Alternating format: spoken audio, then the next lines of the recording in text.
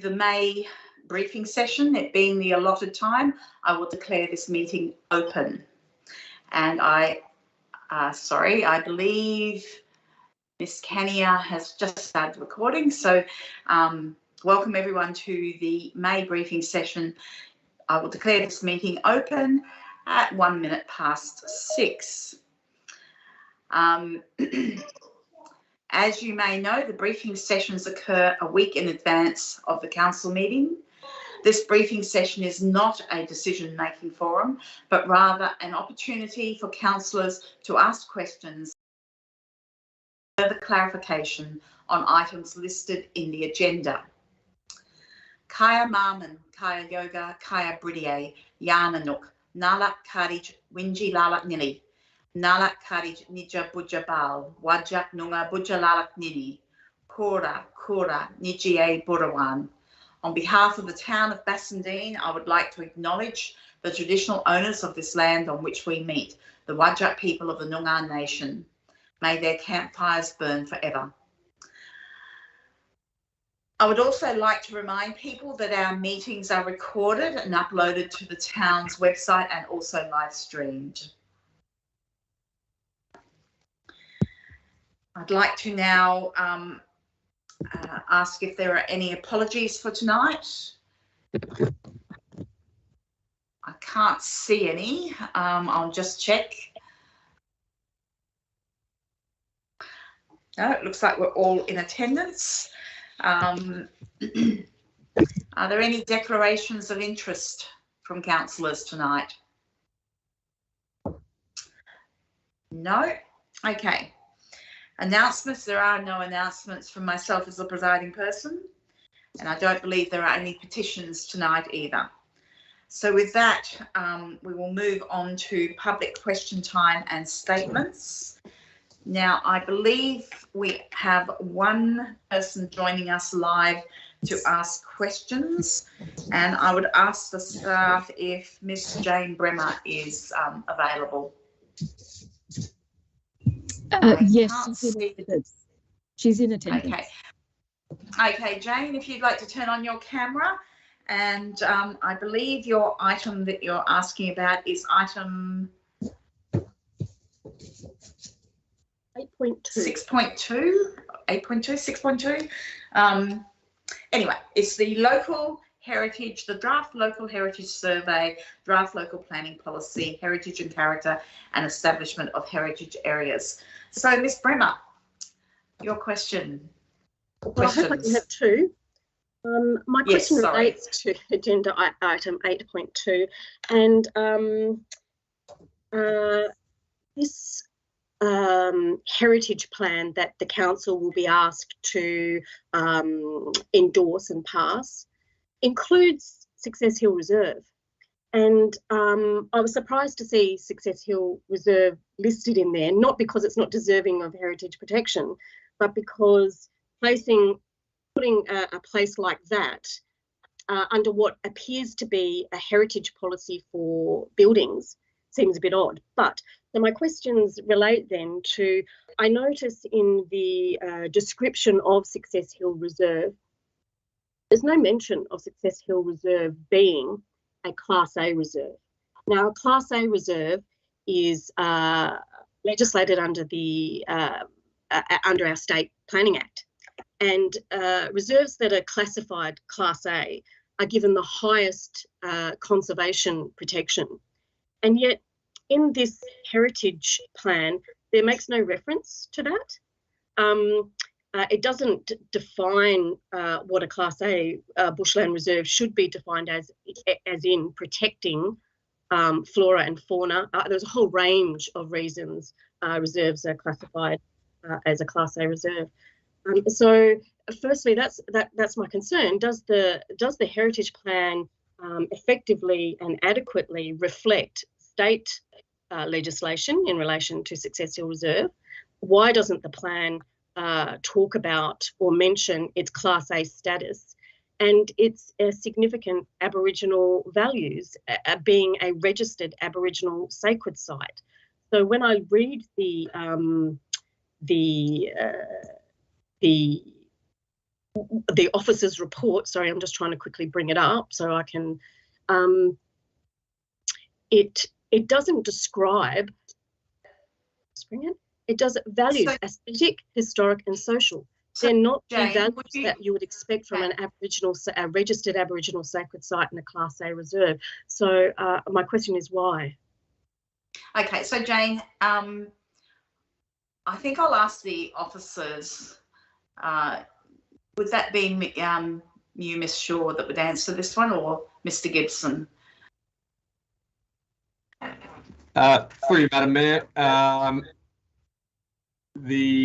if I can draw your attention to page 544 of the PDF,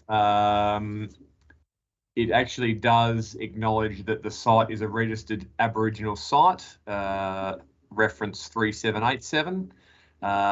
In terms of whether the site is a Class A reserve, we would have to confirm that. You don't need to confirm that. It's well known. And the fact that you don't know speaks volumes. That speaks volumes. Ms. Bremer. Sorry, but that's just blown me away. Ms. Bremer. Okay. The officer is simply saying that he would confirm that parts of this document may not have been completed by every single person. So I think that just take a breath. I think that you probably have some concerns about it being incorporated in the document. I don't personally see a problem with that. But tonight is a briefing, and anything that is found to, if the officers find things in the document that may need to be amended by next week, I'm sure that they will do that. So instead of let's just tread and find out all the things that you want to talk about in this. And so clearly it's mentioned that it has Aboriginal heritage. The Class A reserve, the officer will come back to us with that information. What was your next question, Ms. Bremer? I guess, my question is putting Success Hill Reserve, a registered Class A reserve that the town of Bassendean has known about for decades, and a registered Aboriginal sacred site, the fact that it's not reflected in town of Bassendean's policies and plans is deeply concerning to me, because it has real life consequences, as we saw when an illegal road was bulldozed through the reserve, when 300 mountain bike riders, in the heritage plan here, it describes the value being recreational entertainment. You cannot be serious. You cannot be serious at a Class A reserve, which under state legislation prohibits those things, to have Success Hill Reserve in a heritage plan that describes that that's the kinds of values and activities that would be conducted there. So okay. I guess my question in summary is... Can you get to your question, please? I'd like to try, if I may, Madam Mayor. Well, okay. But if I can finish a sentence. Okay, Ms. Bremer, Jane, the topics that you're talking about, roads and bikes and what have you, was some considerable time ago, not under the current administration. So I would like you to get to your question and let the officer answer your question. And let's just sort through the details that you want to talk about. But please, let's not go into anything that's derogatory. We don't need to do that tonight. We just need to actually hear the things that you would like to see in the plans. Ms. Bremer. Okay. You're being very, very rude and disrespectful towards me, I feel, Madam Mayor. I'm trying to ask a question about whether this heritage plan is congruous with state legislation for very serious reasons. And, I'm speaking on behalf of Friends of Success Hill Reserve and the traditional owner friends that I have. And the fact that the plan doesn't even refer to traditional owners. So is this plan congruous with state legislation, with the intent of Class A reserves, which offers the highest protection for flora and fauna and investigation and studies of flora and fauna in Western Australia, and respect the Aboriginal Heritage Act and this site as a registered sacred site. Is that congruous? Okay. Mr. Gibson. Through Madam Mayor, the site is reserved as Parks and Recreation under the Metropolitan Region Scheme. This policy or any heritage settings do not change that. The Aboriginal heritage status of the site is not impacted by the proposal before Council at the moment. It was simply included in response to a request during the consultation period. As I said before, staff are more than happy to look into the Class A reservation, and if that is indeed the case, there is no issue at all in identifying it as such. The local heritage settings do not in any way undermine or impinge on the other legislation. Except when you talk about recreation and entertainment being the activities at the site, that's incongruous with a Class A reserve. Miss Bremer. It's Ms. Bremer, thanks, Madam Mayor. Thank you. Okay.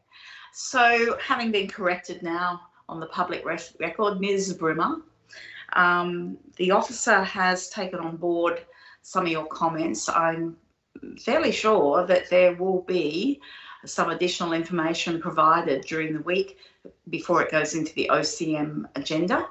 So if you would like to finish with your questions, I'll move on to statements. I don't have any more questions, thank you. Thank you.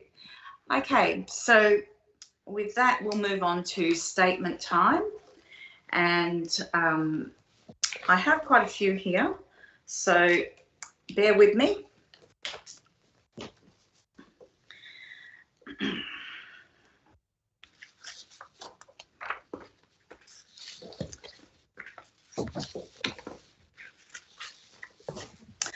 So the first one is from Elizabeth Devlin, and Elizabeth is commenting on 8.4 draft Point Reserve Landscape Concept Plan.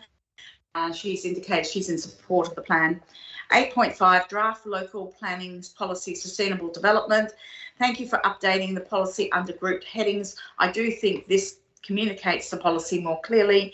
Read the south-facing bedroom window size. I agree that south-facing windows are prone to greater heat loss. I suggest the clause could be added that would allow for slightly larger south-facing windows to incorporate other design considerations, such as a beautiful view to the south of a proposed dwelling if they are double glazed or low E glass.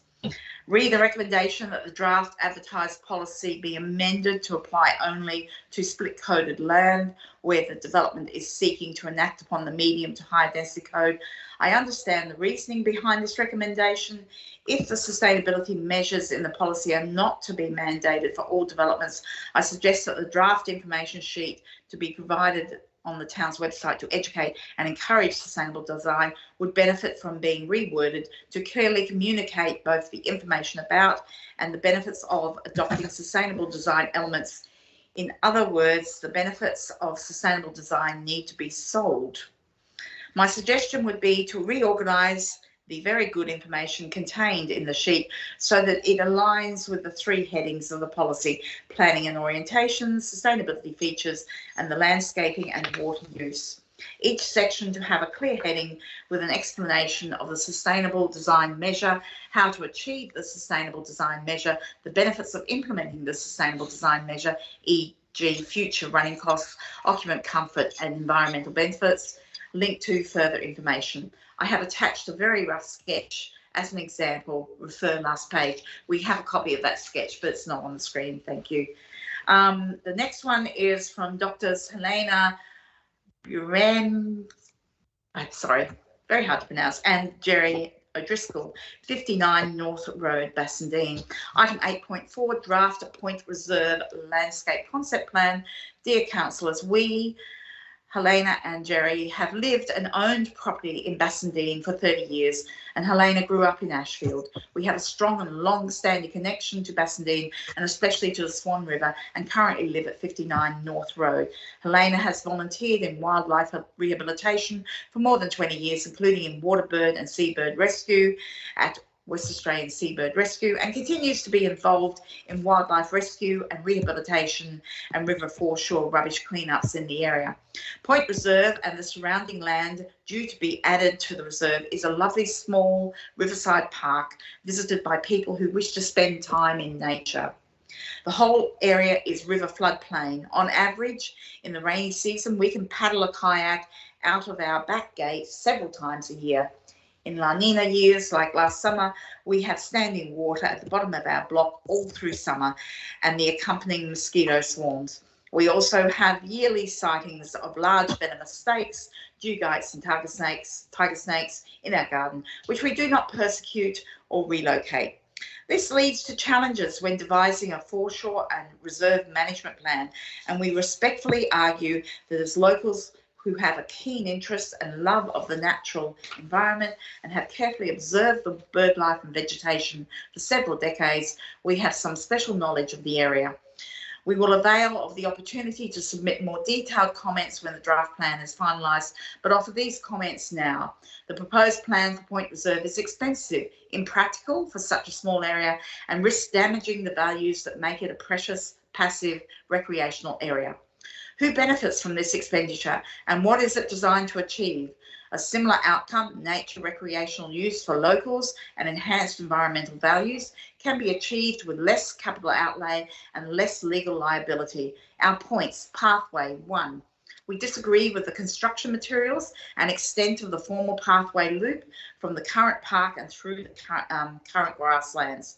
Point Reserve is too small an area and not a destination for people who wish to go walking or cycling around the river foreshore. They will instead go to Sandy Beach or the Ashfield Flats. The area south of the current reserve is either underwater or boggy for too many months of the year to support a formal path, and unless well maintained, swept and cleaned paths, these paths will present a falls and health hazard liability for council. The placing of a formal path will detract from the enjoyment of a gentle meandering through nature. Children especially should be encouraged to wander around and visit the trees and areas they are drawn to instead of being organised into a formal path. The grassland area with mature eucalypts above has an environmental value despite the grass being an introduced species. For birds such as magpies and butcherbirds and migratory sacred kingfishers who arrive each year around October and nest in a gum tree in front of numbers 51 to 53 North Road. Setting up paths will fragment this habitat. Concrete has a huge carbon footprint, and the preparatory works will cause unnecessary cost and massive environmental disturbance. 2, we agree with the proposal for a section of boardwalk over the water to be sited at the area where the old jetty stood, and that this be linked in with a loop of path to allow disabled wheelchair access from the car park straight out to the river. This should, however, be limited to the area which is currently the park and heavily altered environment. The boardwalk should not allow recreational fishing. Recreational fishing invariably brings with it discarded and snagged fishing lines and hooks and discarded plastic bait bags. Jetties with heavy recreational fishing are dirty and made slippery by the blood and guts of fish and bait. Discarded fish hooks and lines pose a hazard to people, especially children, but also to wildlife. The entire river foreshore is open to recreational fishing, and the exclusion of a few metres will not disadvantage anyone. Softfall pad. We strongly disagree with the rubber softfall area. This is inappropriate for a river floodplain environment where the matting will eventually end up in pieces in the environment. People coming to the river park to enjoy natural beauty do not need extensive non-natural areas of manufactured products. Location of the bird hide. We disagree with the proposed location of the bird hide. A bird hide typically looks out at a wide expanse of water, such as the edge of a large wetland. Here, the fringing vegetation is too narrow and the view too small to encourage the use of a bird hide in this location. There would be very little to see. This is a waste of money. We welcome the redevelopment of this precious reserve, in particular the opportunity presented to rehabilitate the degraded foreshore and enhance the natural environment, both for its inherent values and for the enjoyment it will bring to Bassendean locals, bird watching and photography enthusiasts and others, and thank the councils and the Town of Bassendean staff who have worked on this draft. Helen Kruger of Wilson Street, Bassendean. I strongly, this is in relation to item 10.2. I strongly support Casimir and the beautiful learning opportunities it affords our children. Blinker Flau is in Penzance Street, Bassendean. Although I'm not aware of Casimir when I moved, although I was not aware of Casimir when I moved to Bassendean, I have come to rely on it to offer my children a bespoke educational experience and could no longer imagine living here without it. I fully support Casimir Montessori and the school's objectives now and in the future. Bradley Roberts of Cronulla Avenue West, Ascot. Our daughter attends Casimir and has done so for the last 2 years. We have no intention of moving her based on the great experience she is getting. There is an authentic community around the school that enables the children to thrive. We have Ira Ladia. We are very happy to have found a Montessori school near us at 11 Hamilton Street, which is a Casimir community school. My kid flourishes in such a supported and diverse community that the school offers. We have started to look for houses in Bassendean so my kids will be closer. Peter Hargraves, my children, Amelia 6 and James 4 attend Casimir School. They are bright kids but shy, so this smaller school has been wonderful for them. Both children are very practical, so this particular school suits them. Amelia, when at the age of 4, grasped infinity, and James, currently 4-year-old, kindly isolates the battery on my car during a service because you... okay, that's a little... We often shop at cafes, butcher or fish and chips on the way home from school. Thank you for the ongoing lease for the school. Amy Barber, my son currently attends Casimir Montessori School in the Montessori Philosophy School as an extension of the home.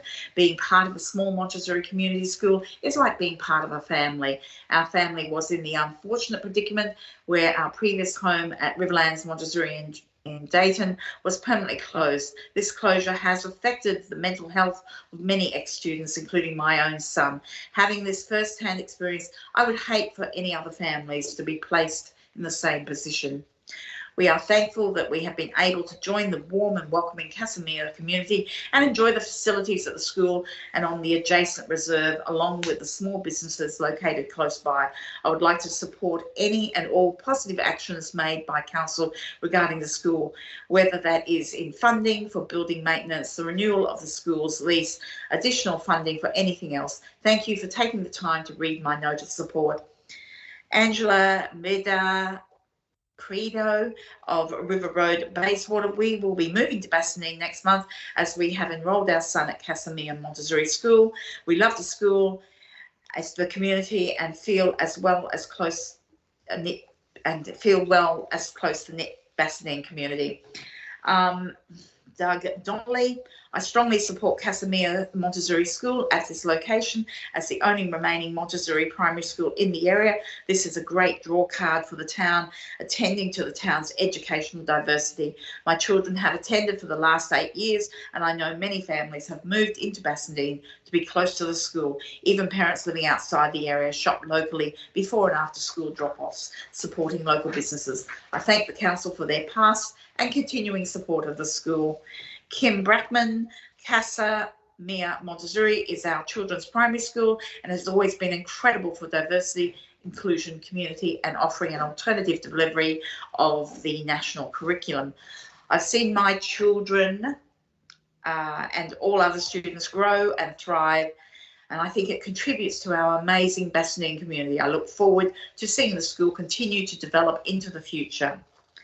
I have no name on this next one. Someone from 85 Alpeth Road. 3 to 4 years ago, our family decided to purchase our home in Bassendean for the sole purpose of attending Bassendean Montessori.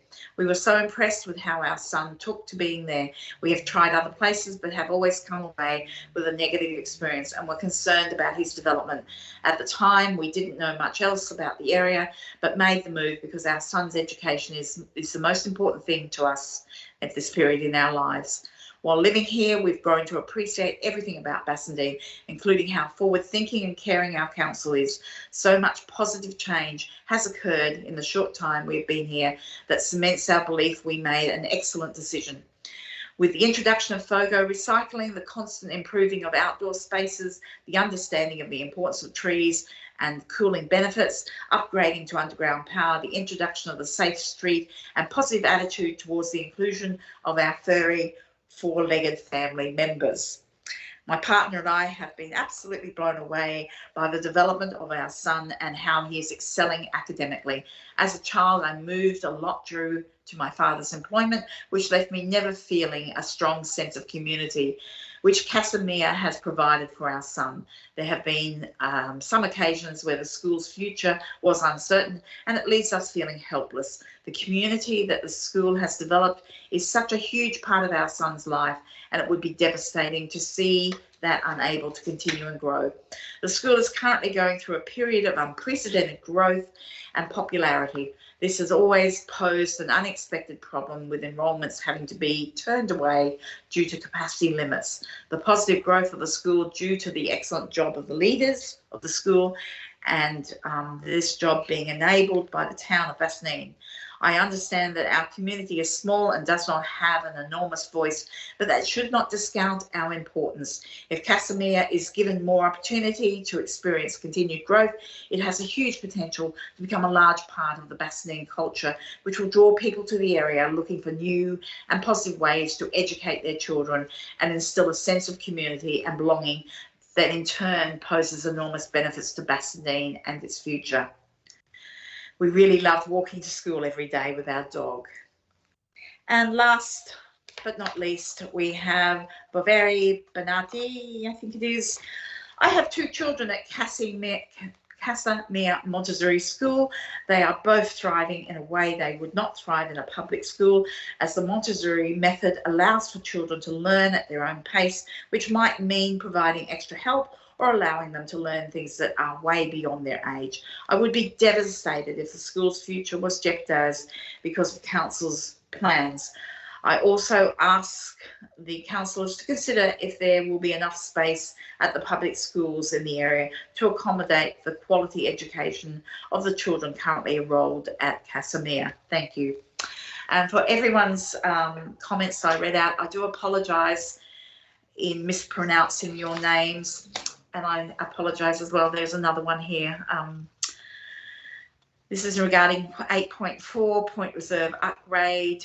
Thanks for sharing. It's for Mr. Graham King. Thanks for sharing the draft and opportunity to provide feedback and a few bullet points below. I support the concept of upgrading point reserve as it is well placed to be a bit of a paradise for residents and visitors. I feel the balance between enhancing the ecological value and providing amenity can be improved. Focusing on amenity around the car park and toilet area while enhancing the ecology of the flanks. No formal path into the natural areas, especially not in concrete, that is poorly suited to clay grounds that flood. That is, it will crack and lift in joints. I support installing raised decks, planting of native species, and installing bat, bird and possum boxes in the natural areas. Please allow new plantings to get established before removing exotic vegetation, as many of Australia's native fauna is nocturnal and thus needs safe daytime roosts. I think the layout of the car park playground area could be improved to separate traffic from kids and play and exercise areas. The yoga area appears oversized. It would be great to re-establish the swimming area and old Bassendean activity. The area is currently strictly no dogs, which is great for wildlife and kids. Please retain that restriction. I don't agree with rehoming the geese. They are a quirky icon that adds to Bassendean's character. The flock's elders are at least 17 years old and are a subtle means for helping people maintain an affinity for animals, acknowledging they are exotic like many of us. In summary, I offer conditional support for the upgrade of the reserve, which has deteriorated over the last 10 years, if the proposal is revised to enhance human amenity around the car park, old swimming area, and improving the ecological value of the surrounding area, which is not consistent with the formal path network. And that brings us to the end of statements. Mr. Gibson, you have your hand up. Sorry, I've been looking down reading all this time. Thank you, Madam Mayor. I'll just refer to Ms Bremer's previous queries and somewhat derogatory comments about town staff. And I would like to bring your attention to page 544 of the draft, or the Local Heritage Survey, page 544 of the attachment, which does in fact identify that Success Hill Reserve is an A-class reserve. Thank you. Thank you, Mr. Gibson. And I am sorry that, you know, information can't be shared in a manner that is constructive. So, I mean, the relay of information backwards and forwards. So, thank you, staff, for providing that information. Now, I think we have 2 deputations. So I'd like to go to Julie O'Donoghue. And I do hope you're still there, Julie. I'm sorry if... I'm still here. I've been listening intently. So apologies for taking so long. There was a lot of comments on a lot of items there. So, sure, and I obviously am not particularly grand at people's surnames, pronouncing them. I'll try and improve. But anyway, Julie, the floor is yours. Thank you very much, Madam Mayor, and thank you for the opportunity to speak at this briefing to councillors. I have communicated a number of times via the submission process and directly to councillors regarding some of the issues that I have with the proposed local planning policy on heritage and character, and also on the proposed designation of sort of some areas as heritage areas for the purposes of that policy. I sort of note that it's a 700-page briefing paper that we've been given sort of 5 days to have a look at. I mean, you know, I really feel sorry for the councillors if they've got a whole heap of things to do. I've only got this one and I'm not even working. So anyway, hopefully they have a chance to have a bit of a look at it. But the policy that I'm talking about is actually only a 14-page policy. And it's starts on page 708 of the briefing.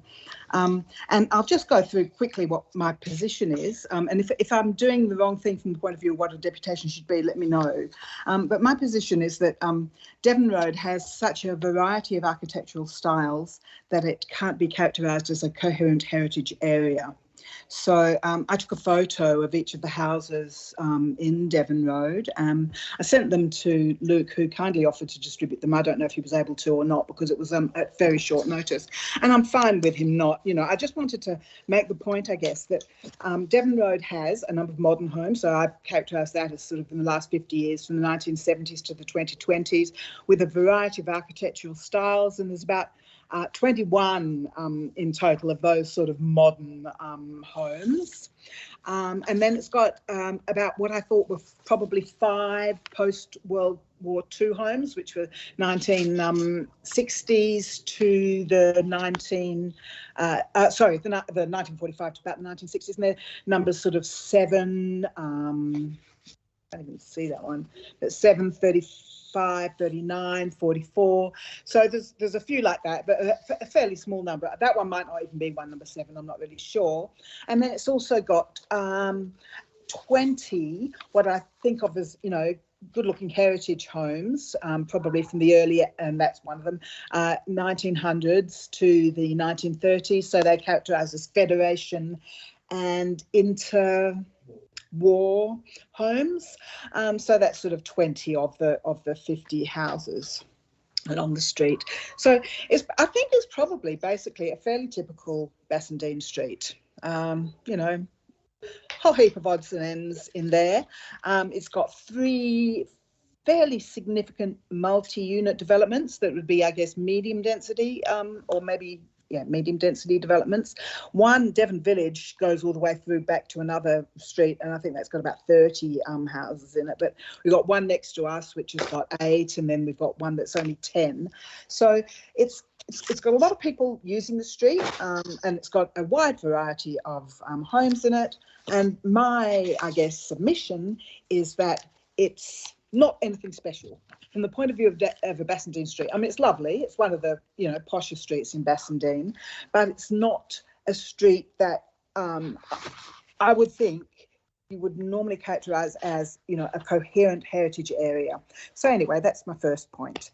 My second point is I don't think that there's a particularly demonstrated merit in specifying that a particular architectural period should apply to new developments or additions to existing houses on Devon Road. So say page 3 of the draft LPP, which is page 708 in the briefing, says, what does it say? Oh, well, they don't want faux heritage, but unless otherwise prescribed, new dwellings shall be designed to integrate with the siting scale, architectural style and form, and external finishes of the streetscape. And specifically in relation to Devon Road, sorry, I'm just turning over my thing, that where new developments are proposed, the dwelling should be designed to integrate with either federation or interward dwelling styles by way of design elements and materials. Well, I mean, I don't think that's a particularly clear description of what you're actually expecting, firstly. And secondly, why? I mean, I guess that's a sort of the why is a philosophical question, which comes down to what you actually value. And I mean, I know from the comments that you received, I mean, I noticed that someone on Kenny Street said, yeah, you beaut, you know, we want everybody who comes in and develops new houses in Kenny Street to have to be like the rest of us. I'm sort of vehemently opposed to that philosophically. I just think that people that come in, you know, so I suppose I value diversity, and I value the opportunities for improvement and change that diversity and new people and fresh blood and fresh ideas bring. I don't like the idea of, you know, someone coming in and having to replicate or not. And I know you're not wanting faux heritage, nobody wants that. But a lot of people, well, actually, that's not true. A lot of people down Devon Road have wanted that, and they've done it. And good on them. I just think we should maybe be, you know, less prescriptive, more tolerant, and, you know, more willing to give people, let people make. You know, so Julie, I'm just going to interrupt you there.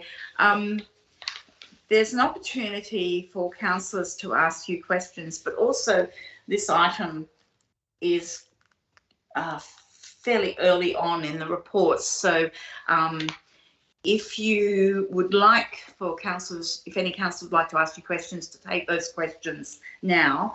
And then if you would like to stay with the meeting, you can hear the questions and officers' comments on that item shortly. Would that suit you? Yeah, that sounds fine. Can I just say what my 2 things are that I actually want? Yes. And I'll say it really quickly. Okay, so my recommendations basically are that council rejects the proposed designation of the heritage areas and the associated draft local planning policy, but that should councillors wish to pursue this matter further, that detailed briefing sessions should be held for the property owners in each of the proposed heritage areas with a review to redrafting the policy. I don't think you'll reject it. I mean, I don't know what you'll do, but I think that there are elements of the policy that are sufficiently concerning and sufficiently detailed and sufficiently prescriptive and sufficiently discriminatory in terms of, you know, well, the criteria which were used to decide that Devon Road should be in this heritage precinct was to be a heritage area, was that the number of intact homes of a pre-war and Federation era that were in the road. Well, if that's the criteria, and that's the only criteria that's actually stated in the policy, if that's the criteria, there would be a large number of streets in Bassendean that would have a number of intact Federation and pre-war interwar homes in them. So, yeah, I just really want a little bit more of a rigorous approach to, you know, coming up with a really good policy on heritage if that is demonstrably what the people in the town want. But yeah. Okay, Julie. Okay, so I'll leave okay. it. So if you just stay with us for a minute, I'll ask if there are councillors who would like to ask you any questions. Oh, and before I do that, I believe Miss Cania, I saw your hand come up, but it's gone back down again. Is there a technical problem I don't know about or an issue? It was only to ask if the resident wanted their pictures put up during the deputation. That was all. Okay. Oh, thank you. Thank you for doing that. Look, you know, it's okay. I think most people sort of are a little bit familiar with Devon Road, and no, it's probably just a sort of a fairly poshish Bassendean street. It's a lovely street. It is a nice street. I feel very lucky to live here. So, councillors, are there any councillors who would like to ask? Sorry, I have Councillor Wilding. Thank you, Madam Mayor, and thank you, Julie, for your deputation as well. Just a quick question, Julie, if you could talk councillors through, I guess, what the adoption of this policy, what implications it would have for you specifically as a homeowner, just getting a bit of an idea of sort of what the implications of this policy being adopted would be for you. Well, that's one of the issues. I'm unsure. I suspect that it probably has more implications for people on Devon Road whose homes aren't already in the inventory, or for people for vacant property owners who would now be expected to adhere to sort of some heritage standards that, you know, previously weren't applicable. But it isn't really that clear. My property is on 2 titles, and the existing building goes across 2 titles. I don't think that there's anything in this policy that would prevent me from demolishing it, should I wish to do so, which I don't. But for me personally, it's not so much. It's not only the issue of, you know, what is it going to mean in terms of, you know, property values and personal property rights, but I don't want to live in a place where I'm told, you know, how I have to manage my own property, and I don't want everybody else to be told to manage their properties in the same way as I want to manage my property. It's just philosophically, it's something that I hate. And if I wanted to live in a place like that, I would go and live in, you know, Mount Lawley or somewhere where they prescribe those sort of things. I wouldn't live in a place like Bassendean, where we value, you know, diversity, and we're, you know, hopefully a bit more tolerant, that there's a whole mix of different, you know, demographics, and, you know, we allow different people to come in, you know, like, so next door we've got this really ugly development, you know, that used to be these old people's homes, and now there's some young people being able to afford to move in because it's so crap, you know, so they're being able to move into Devon Road, and I just think it's fantastic. I don't want everything all the same and matchy and stuff, and it's more philosophical or as much a philosophical as a personal matter for me. Awesome. Thank you for clarifying. Thank you. Councillors, is there anyone else who'd like to ask a question? So I have a question, Julie. Clearly you love Devon Road, as do I. I think it's a beautiful area. If someone is buying a heritage property, and especially if it's a registered heritage property with like state government or a class 1, class 2 heritage property, normally that comes with some pre-warning and knowledge that that property requires special care and attention. And a lot of people who buy heritage properties have a great love of those properties and set their lives to repairing. It might be a money pit while they do that, but they tend to do that. So I take my hat off to people who actually do those sort of projects. But my question to you is, the loss of those properties would be, I think, somewhat devastating. Would you agree with that? Yeah, the category 1 and 2s. I don't think Devon Road contains any category 1 and 2 properties. I think it only contains category 3 properties. But The whole entire Devon Road precinct is characterised as a category 2 for the purposes of the Heritage Survey. So that's something that seems a little bit inconsistent. That, you know, while the precinct and Devon Road is actually the only road in the entire town of Bassendean that for some reason has been characterised as a special, you know, precinct. For the purposes of the Heritage Survey as opposed to the local planning policy. So that's a bit of a funny thing, and I wouldn't mind, you know, someone from the council sort of explaining why the precinct is level 2 and all the properties are level 3s and what the interaction between the level 2 precinct and the level 3 properties is. So it's you know, I guess the vibe that I want to get across is that, you know, I just don't think that this has really been well enough discussed with the community. And I think, you know, the lack of interest, I mean, it's just astonishing, really, you know. Anyway, whatever. Okay, so what we'll do, unless there's any other councillors who want to ask questions, we'll leave it at that. And as I said, it's the second report coming up, so it won't be long before you wait to hear some of the commentary and the officers' responses if you'd like to continue listening. Otherwise, the recording will go on. So the issue of the precinct, the level 2 precinct or the category 2 precinct compared with category 3 houses, is that something that Luke O'Donnell could address, or is that not dealt with yet? I would be surprised if the officer doesn't actually have some remarks about that when we come to the item. But oh, okay, yeah, okay, cool. This is a question. This is a question asking forum. So what happens is we've got the report in front of us. Then when we come to this item, councillors will ask the officer various questions, and you'll be able to hear those answers. But also, this recording will go up on the town's website as well. Yeah. So if we can finish the deputation now, and we'll head on to the reports if you don't mind. Thank you. Okay, thank you. And so I'll ask you to turn off your camera, Julie. Thank you. Now, there was one other deputation, but I cannot see Jacob on the screen. Jacob Liha, and I just want to check with the staff if this gentleman is in the meeting. Oh, there you are. Welcome, Jacob. How are you? I'm good. So, Jacob, you have a deputation to provide tonight. Again, the floor is yours, sir. Thank you. It's regarding item 10.2, I believe. Yes. Can you hear me? Yes, we can. Okay, good. Got a deputation. Sorry, Jacob, can I just interrupt for a minute? Ms. Mabs, you have your hand up as well.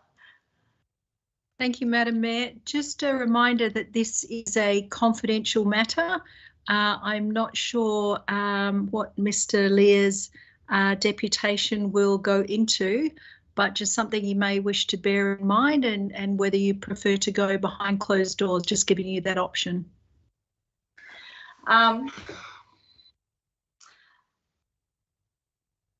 Okay, Mr. Lear, as stated by the... Sorry. Jacob. As stated by the CEO, this is a confidential item. If you're just going to talk very generally about the school and, you know, it's how it fits within the community, that's certainly public information that can be aired. Because this is a live recording, if there are details that are not publicly available, then I will have to ask for this meeting to go behind closed doors. So I'm trying to actually understand where your deputation might go. I think you've read it already, haven't you, Mayor? Sorry, I missed that. I think it was sent through. Have you read the deputation? I've got this very late this afternoon, and I apologise because I actually thought that was someone else's. So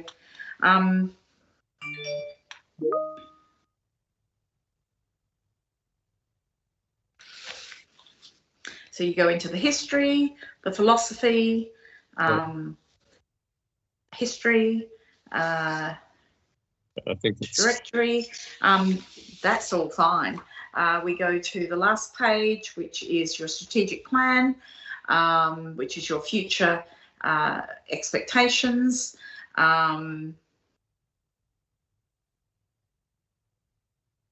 There is a part at the end which potentially could be problematic. So, okay, if we're going to go behind closed doors, I'm afraid that we will have to ask Ms. Bremer, the public members who are already still with the meeting, to leave the meeting. Is that not correct, Ms. Kania? That would be correct. We would actually have to stop the live stream and public members would have to leave, except for Okay, Mr. Later. Yes, I think we should go behind closed doors. So in that respect, could we ask the public, the members of the public that are in this meeting, to leave the meeting, which I believe you, Ms. Kania, you have to actually do that, correct? Yes, I can remove them or they can leave the meeting. Okay, we've still got Julie with us.